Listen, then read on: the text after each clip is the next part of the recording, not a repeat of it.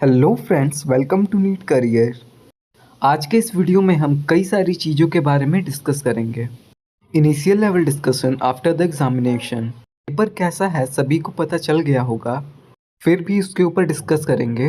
Expected cut off हो सकती है गवर्नमेंट कॉलेजेस के लिए।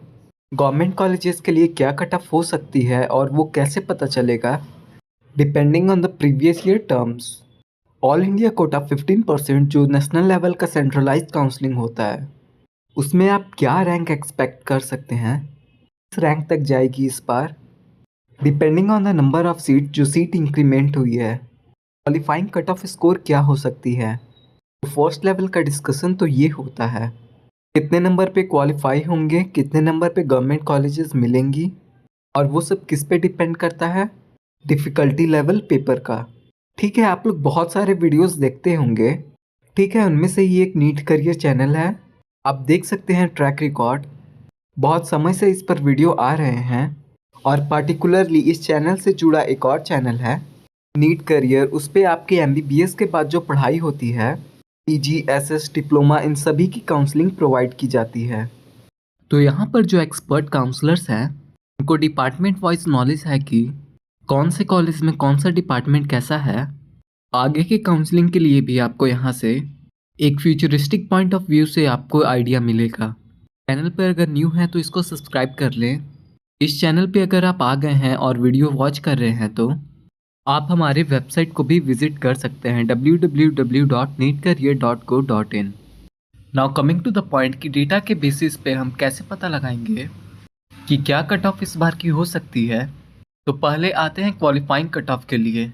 2020 से बात करें तो जनरल कैटेगरी की क्वालिफाइंग कट ऑफ जो रही थी 147, और आगे के सालों में देखें तो ये धीरे धीरे घटी 2022 तक। आपको एक चीज़ और बता दूं, बीच में काउंसलिंग का जो पैटर्न था ऑल इंडिया के लिए, उसमें एक चेंज आया था। किस तरह का आया था, पहले जो ऑल इंडिया की काउंसलिंग होती थी उसमें 2 राउंड्स होती थी।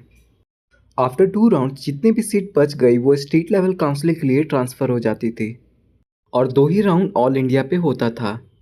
लेकिन अब जितनी भी सीट्स ऑल इंडिया में हैं, 15% सीट्स, वो सभी के सभी सीट्स का फुलफिलमेंट और allotment all India counselling MCC counselling के थ्रू ही होती है।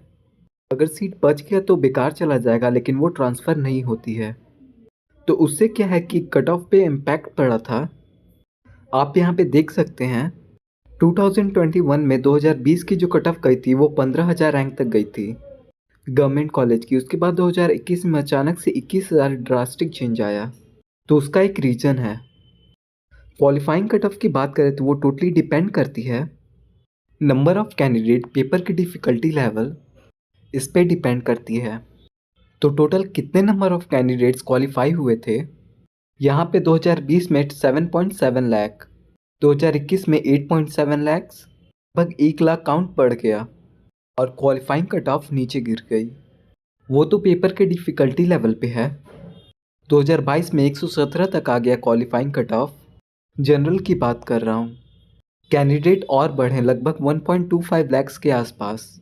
2023 में ये कट ऑफ बढ़ी 137।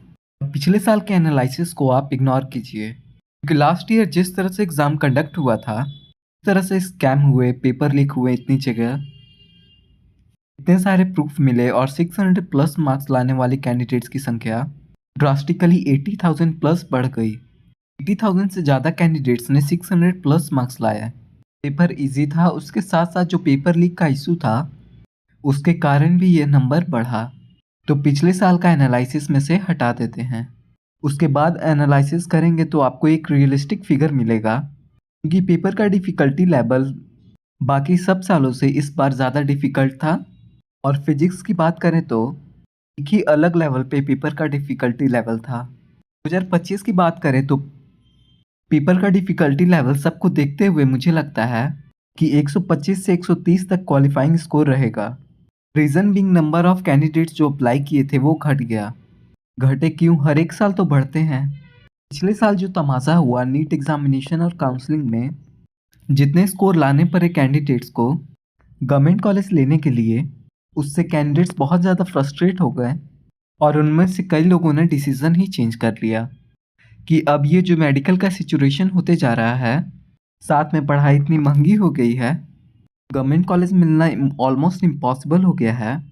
एक लिमिट होती है कैंडिडेट्स की, आईक्यू लेवल की, उसके बाद आपका स्कोर बढ़ पाना बहुत मुश्किल होता है, हो सकता है कम जाए। और ठीक है, तो कई लोगों ने ड्रॉप ले लिया मेडिकल से अदर फील्ड में जाने का, कॉमर्स में चले गए, आर्ट्स में चले गए, तो नंबर ऑफ कैंडिडेट्स कम गए।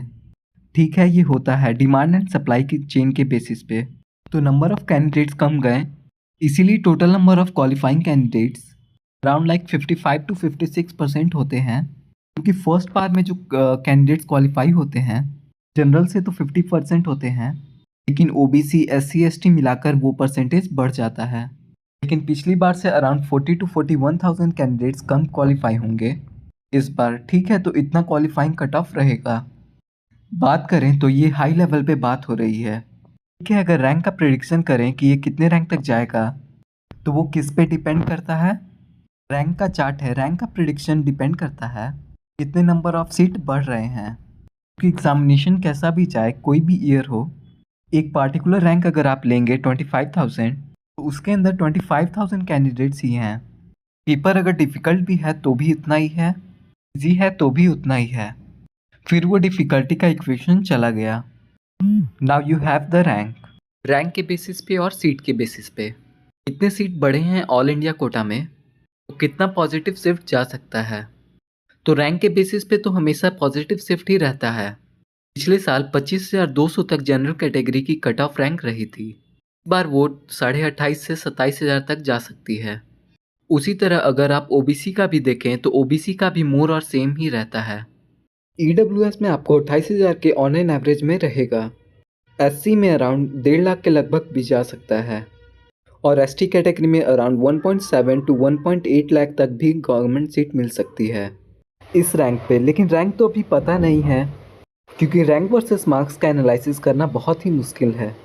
लेकिन कैंडिडेट्स अभी जिस तरह से कोचिंग इंस्टीट्यूट्स का जो रिव्यू आया है पेपर के बारे में, और पिछले साल के पेपर को दरकिनार करके देखा जाए तो टफनेस लेवल रही है, उसके अनुसार से इस बार का गवर्नमेंट का कट ऑफ मेरे अनुसार से 600 से भी नीचे रहेगा।